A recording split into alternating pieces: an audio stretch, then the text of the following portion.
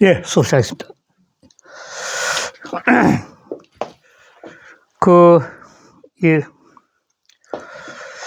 역경에서 제일 처음 시작하는 교회가 건교입니다. 지금 건교를 하고 있는데, 지금 이 건교를 하면서 오늘 한 내용은 뭐냐면, 요걸 할 겁니다. 이거 항용.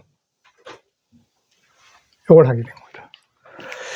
요걸 보면은 뭘 알 수 있냐면, 지금까지 했던 게, 제일 중요한 꾀가 요 두 번째하고 다섯 번째예요. 주역의 모든 꾀 중에 가장 중요한 것은 요 두 번째와 다섯 번째예요. 요게 2와 5예요. 요게 상꾀의 가운데고 하꾀의 가운데인데, 이걸 갖다 보통 지, 인, 천이거든요. 그것도 역시 지, 인, 천인데, 또 인의 자리죠. 하께 가운데가 인의 자리고 상께 가운데 인의 자리죠. 그래서 실제로 천지 사이에서 주관하는 위치가 뭐든지 하께나 상께나. 그래서 지금까지 한 게 해온 게 2꾀하고 5꾀, 그 다음에 초요, 그 다음에 상요, 네 번째 하는 거죠. 지금까지 한 게 뭐냐면, 2요를 했고, 중부 2요 했고, 그 다음에 동인의 5요를 했고, 그 다음에 아까 경꾀, 대화꾀 1요를 했고, 그 다음에 경꾀에 1요 했고, 그 다음 5요 하는 거죠. 상요라는 거죠. 그러니까 이 2요와 5요를 빼놓으면 제일 중요한 게 뭐냐면, 이 초요하고 지금 상요죠. 초요, 상요. 그건 두 번 중요하죠. 초요는 첫 시작이고, 상요는 뭐냐면 마무리거든, 마무리. 처음과 마무리 중요한 거죠. 제일 중요한 건 2가 5가 제일 중요하고, 그럼 처음과 끝이죠. 그래서 초요를 하고 난 다음에 이제 상요를 하는 거예요, 상요. 이 주역은 역경이라는 것은 64개밖에 없었던 건데, 이 원래 64개가 있었던 것 중에 하나가 이게 건과 권이죠, 일단.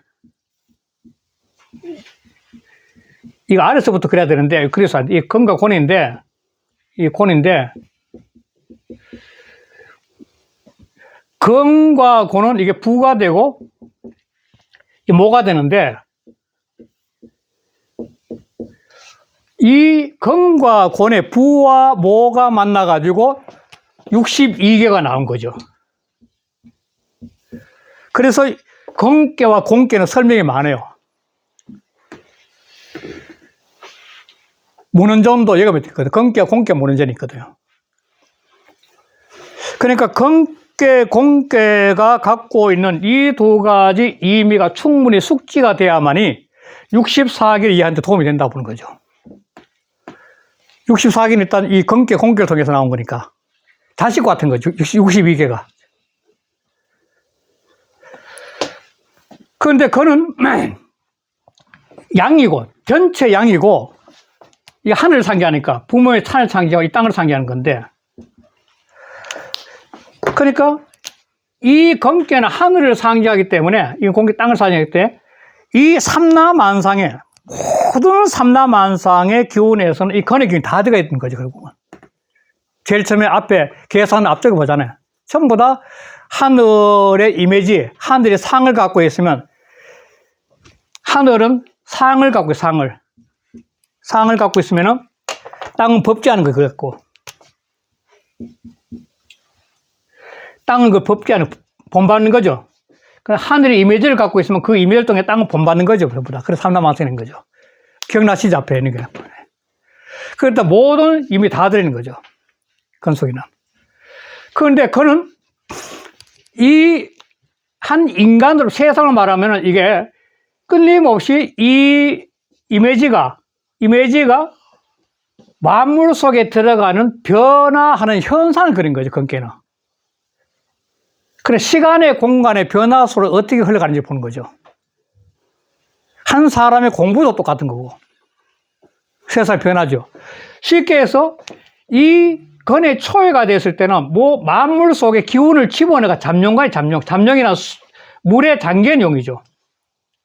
물에 잠기는 용. 그러니까 이거는 무령, 쓸 수 없는 거죠. 쓰면 안 돼, 아직. 공부할 때니까. 인생도 똑같은 거죠. 잠룡에 당해서. 그러니까 어느 정도 공부가 되면은 그 공부를 갖고 사회에 등장하는 거죠. 혈용. 이 듣나 현자지, 현자. 혈용. 제전이란 것이 삼이죠, 삼회. 삼회. 밭이란 것은, 노이란 것은 삼의 현장이니까 삼의 현장이 나오게 되는 거죠. 자기 공부를 갖고 이제 사회에 적용시켜, 처음으로 사회에 등장하는 거죠. 이때 등장했을 때는 가장 중요한 게 뭐 대인이에요, 대인. 대인은 주역에 한번, 그 건기 찾아보면 그게 나와요. 대인은 천지 흐름과 같이 흘러가는 사람인데, 그 건기 나와요. 그러니까 이 제일 먼저 공부를 해가지고 사회에 볼 때, 이때는 견자, 이때는 견자예요, 복견자. 대인을 만나는 것이 이롭다는 건데, 사람이 어느 자기 공부를 해가지고 딱 등장했을 때 뭐냐면, 그 분야에서, 각자 자기가 공부하는 분야에서 최고의 선생님을 만나는 것이 제일 뛰어난 방법이에요. 자기 공부를 갖다 확인시키고 세상에 점검해보는 것들은. 이때 대인은 스승이에요, 스승. 스승이야. 스승을 만나가지고 잠룡했던 공부를 갖다가 점검하는 거죠. 그래야만이 자기 공부 분야별로, 잠룡이 공부 다 다룰 수 있으니까 분야별로 자기 공부를 갖다가 점검해 보는 거죠. 논어로 보면 학이시험, 불행, 여로 할 때 여로까지는 잠룡기간이죠. 잠룡기간. 혼자 공부해 즐기는 거 잠룡기간이죠. 바로 학이시험, 불행, 여로와 그럴 때 잠룡이 잠룡. 그래서 이 잠룡을 떡 해가지고 나 대인한 인을 받아. 그러면 사회에서 자기 분야에 가서 이제 일을 하게 돼. 이게 이제 사회에서 실제 자기가 맞는 분야 일을 맡게 된 거죠. 사회에서는. 이 척자는 두려워할 척자, 두려워할 척자. 두려워할 척자. 청룡인데, 이때 사회 스승한테 인정을 받고 자기 공부와 어느 정도 인정받아 밖에 나오게 되면 자기가 가장 잘난 줄 알고 자문하면 교만하기 쉬운 거예요. 아, 내가 스승이 인가받아서 나는. 그러면 교만해진 거예요. 그랬을 때는 끊임없이 자기 자신이 남에게 잘못 전달 때나 잘못하지 않을까 싶어가 늘 자기 스스로 두려움하는 마음을 가져야만이 절제할 수 있는 거예요, 절제. 그게 청룡이에요. 타인을 겁낼 수 있는 눈이 있어야 된다는 겁니다, 타인을. 그래야만이 자기 공부를 갖다가 함부로 교만하게 잘나타지 않을 수 있다는 거예요. 그게 청룡이에요, 청룡. 늘 두려워하대. 아, 이거 내가 한 걸 적용하다가, 삶에 적용하다가 잘못되면 어떡해? 이거 잘못 큰일 아니야? 이렇게 항상 스스로 점검해 보는 거예요, 두려워하면서. 그런데 이게 재밌는 게 뭐냐면, 군자는, 이렇게 군자는 사회 나왔을 때 종일 건건인데, 이 건건은 이기동 선생님과 끙끙 앓는다 해가지고 했는데, 참 재밌는 표현 같아. 종일 동안 힘쓴다는 거거든, 건건은. 건깨의 힘처럼 계속 노력하는 거죠. 끙끙끙 힘쓰는 거죠. 종일 동안 힘에서 건건한다는 것은 건깨가 갖고 있는 힘처럼 계속 밀어붙이는 거야. 종일 동안 힘써. 그리고 저녁에 와서도 두려워할 것 같아요. 척약이니까 저녁에 집에 와서 또다시 두려워해. 아, 오늘 내가 한 일이 잘못되지 않나? 또 반추하는 거죠. 내가 그때 잘못한 게 아니냐? 또 반추하는 거야. 그러니까 이 효에 대해서는 자기 자신의 공부를 인정을 받았지만, 스승한테 인가를 받았지만도 자기 행동을 통해서 실제에 적용시켰을 때 혹시 잘못돼서 세상에 피해를 끼치거나 남한테 피해 끼치지 않을까 하고 자기 스스로가 끊임없이 고민하고 괴로워하고 스스로가 되돌아보는 거죠. 그러면은 굉장히 힘써요. 아주 힘든 것 같으나 굉장히 힘들고 두려운 것 같아. 힘든 것 같으나 그러나 허물이 없어요. 고생스럽다는 거야. 하루 종일 고생하고 하루 종일 힘들고 하는데 그럴 것 같으면 굉장히 한데 그래도 허물 있게 그렇게 하면.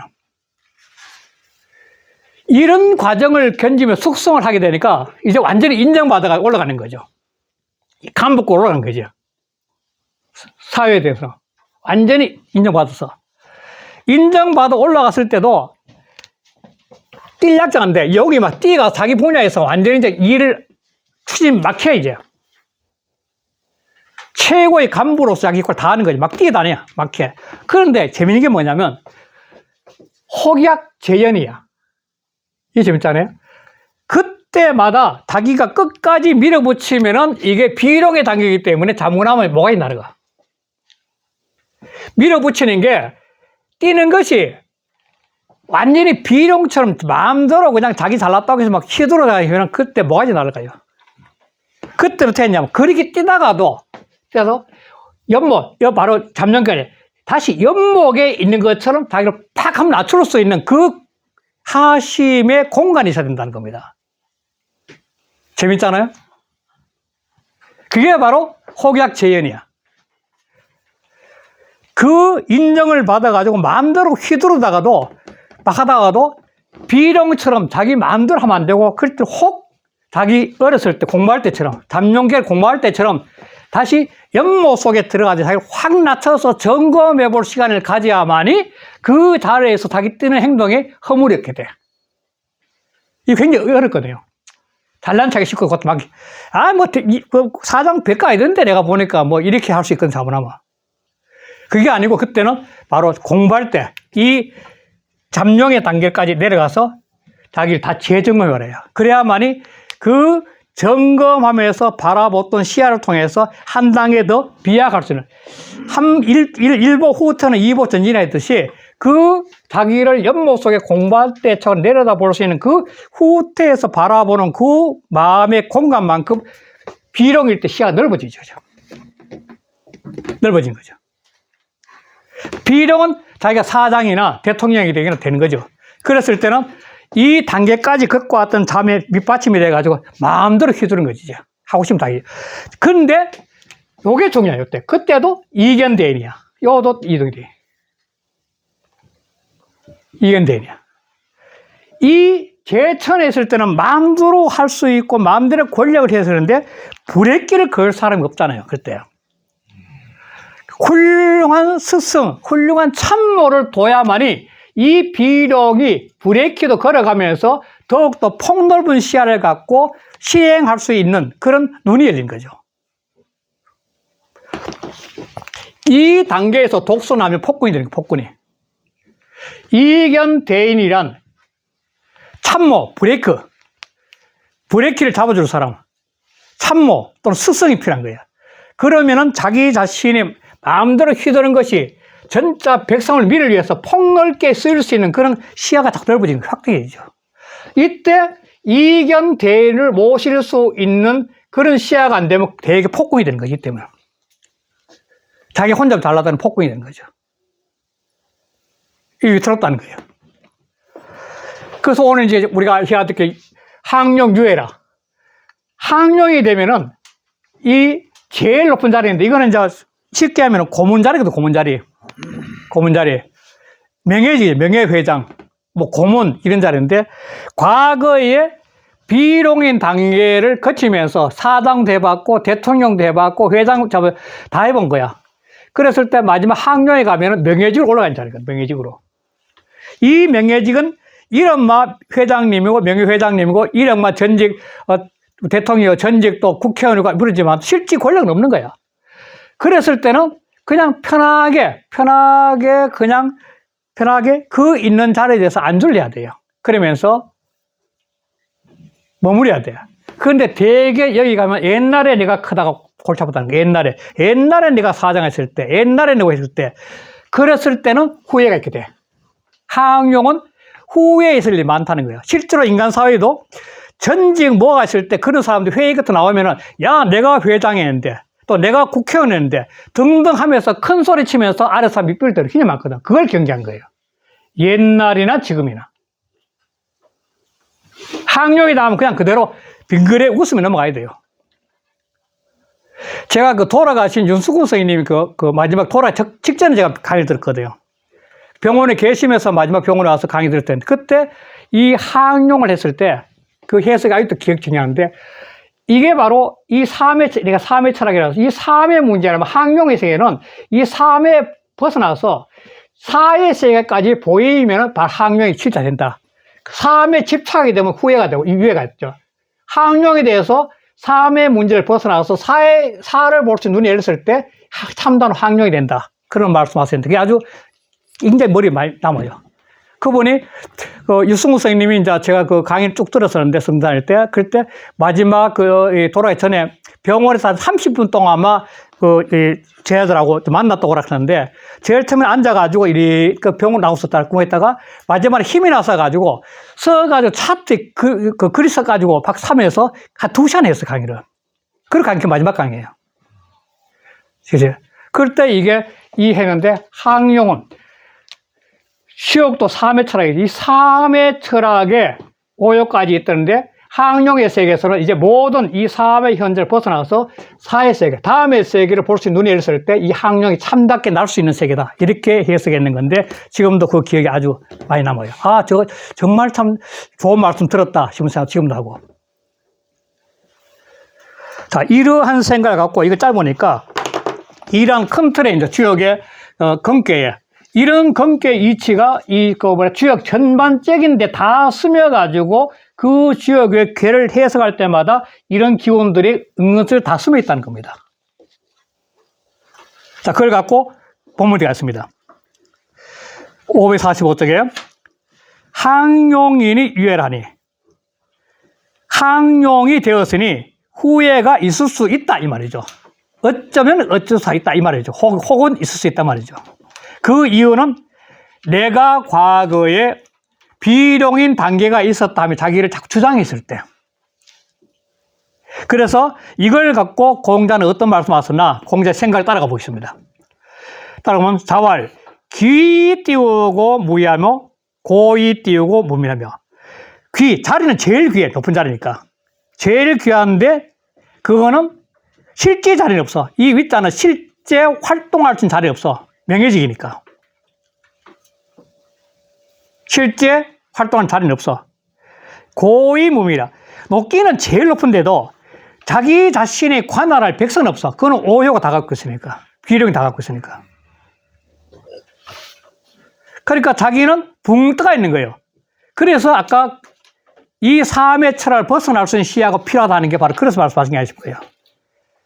그 다음에 현인이 재 띄우고 하위 이 띄우고 무보라. 현인이 아래짤에 있어. 다시 말해서 이 오욕 사이에 전부 다 이거 비룡부터 시작해가 잠룡까지 전부 다 현인들이 어디 있는 거야. 이 아래는 다 있지만도 무보라. 그 사람의 내가 도움을 못 받아. 도움이 없어. 왜냐? 이 사람들은 실제로 활동을 해야 오욕을 도와줘야 되거든요. 현인들은 전부 다 오히를 도와야 돼. 그래야만 국가가 안정이 되거든. 오히를 도와야 자기는 도움 안 돼. 이러면 국가가 되게 혼란에 빠져. 상황이 힘을 쓰면 되게 혼란에 빠져. 이성계, 태종 이방원이하고 관계해서 이성계 상황이 바로 항룡 때거든요, 바로. 그래서 시 띄우고 동이 띄우고 이라. 이 때문에, 서있잖아 때문에, 이 때문에 움직거리면 자기 주장하는 거죠. 내가 전에 크면서 자기 주장하는 거예요. 동이 그럴 때 움직거린 거. 움직거린다는 것은 과거에 내가 대통령이었을 때, 과거에 내가 장관일 때, 과거에 내가 국회의원 될 때, 또 사장이었을 때, 이런 식으로 과거를 이야기하는 것이 동이에요, 동. 그 동을 하게 되면, 그러면 후회 그때. 다시 밑비는 거죠. 이미 다 끝난 자리인데. 그때는 아까 했지만도 이승우 선생님 말씀한 삶의 문제를 벗어나서 차고식을 볼 수 눈을 열어야 돼. 그때는. 새로운 세계를 열려야 되니까, 상에서는. 새로운 세계를 향해 가야 되니까 생의 문제를 벗어나야지 이제는. 그래서 이때 아이 또 삶에 집착해서 과거에 내가 하면서 자꾸 이 자리에 나타나가지고 이 하면은 그 사람들의 미움받아가 결국 후회할 면에 있다는 거죠. 손가락질 받는 거죠 결국. 그 말 하는 거죠. 그래서 본이 볼게 본이. 석 띄우고 근 띄우고 상구 띄우고 효이라. 이거는 근괴 상구효의 뜻을 해석한 것이라. 당속 띄우고 문헌이니 차계 띄우고 중치이라. 마땅히 문헌전에 속해야 돼. 문헌은 똑같이 읽어요. 공자와 왈크는 요게 근괴 문헌전이 있거든 앞에. 그 문헌전 똑같이 나와요. 그래서 그 문헌전에 속해야 되는데 이것은 아마도 대개 중출 다시 나왔다는 거야. 거듭 중출 안에 거듭 나왔다는 거야. 문헌전 똑같이 있어, 똑같이. 그렇게 해서 중출했다는 거죠. 그래서 이 주역의 이 주역은 원형 이정인데, 주역 전체의 개의 뜻은 원형 이정이에요. 원형 이정. 하도 일반이니까. 너자인데. 주역의 이 괴 자체, 건괴 자체가 갖고 있는 원형 이정이에요. 원형, 내자밖에 없어요. 건괴는. 이게 뭐냐면, 원형 이정은 여러 가지 해석을 가장 단순하게 하면은, 그 개사전 앞머리에서 봤지만 또 주역의 이치는 결국 사기를 따라간다 그랬잖아요. 사기를. 봄, 여름, 가을, 겨울 사기를. 그러니까 원은 이게 춘이야, 춘. 형은 여름이야, 하. 이는 추야, 가을 추자. 동이야. 다시 말해서 이 건괴가 갖고 있는 이 강력한 하늘의 에너지는 만물들이 봄, 여름, 가을, 겨울을 갖다가 지낼 수 있는 그러한 기운을 불어넣어주는 게 건괴라는 거예요. 변화할 수 있는 근본적인 기운을 불어넣어주는 게 건괴라는 거예요. 건괴 전체에서. 그러한 건괴가 이렇게 기운을 불어넣듯이 육효를 통해서 이런 기운의 변화를 통해서 이 원형 이정에 다시 도움을 주는 세 칙의 기운이 존재할 수 있다는 겁니다. 건괴 자체는 이거예요. 이러한 원형 이정, 추나 추동의 삶의 흐름을, 대흐름을 만들어내듯이 육효는 육효 자체로서 이런 기운을 보완해서 작용할 수 있는 원리가 내재하고 있다는 겁니다. 건괴 속에는. 그러니까 이 모든 개는 다 그렇지만 시공이 같이 들어있는 겁니다. 시간과 공간, 아래에서는 처음이고 끝이니까 시간의 변화가 있고 또 그 자리마다 공간에 시공의 같은 변화가 들어있는 거죠. 모든 괴세는 다 있는 거죠, 이게. 그래서 건괴를 봤을 때 이 상을 보고 상에 있는 이치를 또 이렇게 괴사를 보고 괴가 무슨 뜻이냐. 그러고 난 다음에 하나하나 효사를 보면서 이해하는 게 좋은데, 이제 너무 어려운 아까 했지만 암호 같은 이야기들이 많으니까 공자가 이렇게 설명을 해 나가는 건데, 오늘 이제, 이 5개를 한 것은 오늘까지. 이제 나머지 2개 남았는데, 그 2개를 하고 다음 주에는 이제 9장은 이제 또 달라지는 겁니다. 그것도 약하도록 오늘 끝내겠습니다. 네, 감사합니다. 예. 선생님